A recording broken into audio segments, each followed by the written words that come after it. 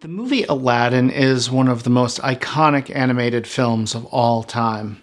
And for good reason. It's also an amazing metaphor for the philosophy of yoga. And in this video, we're going to find out exactly why. Before we can dive into the world of Aladdin, let's talk a little bit about the ego.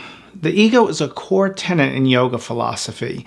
It is the idea that we are a small, separate self, that our true identity is something other than what we think it is.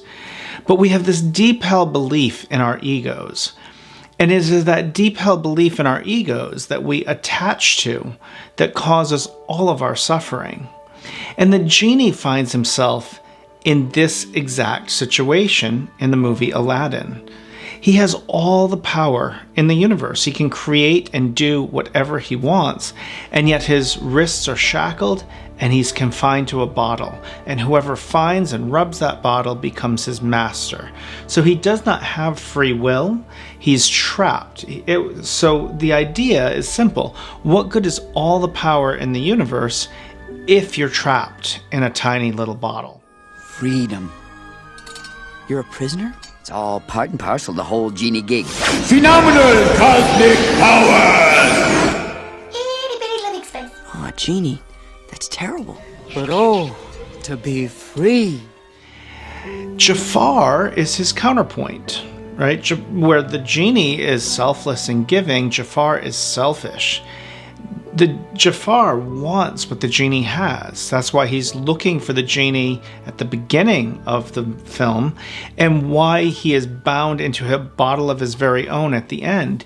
He wants power. He wants control. He's selfish and cares for no one but himself. What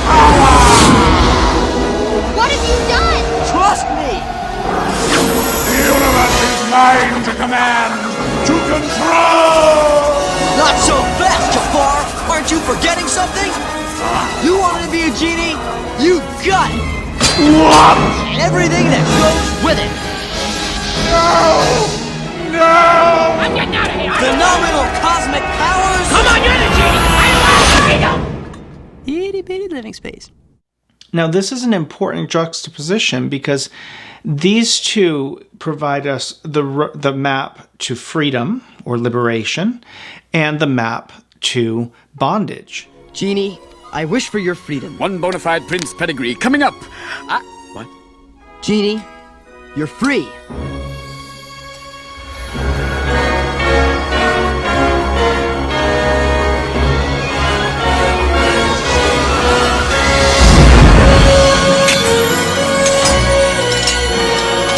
In Genie's case, the thing that frees him is selflessness, compassion, loving kindness.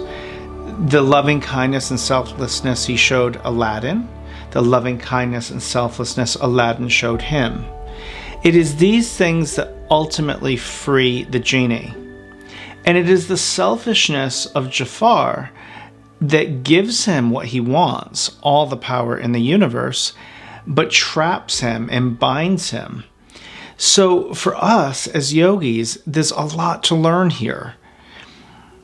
As you practice yoga, or as you take your yoga off your yoga mat and into the world, the question becomes, what kind of person are you going to be?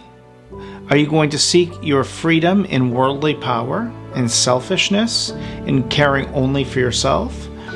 Or are you going to seek your freedom in acts of compassion, loving kindness, and selflessness?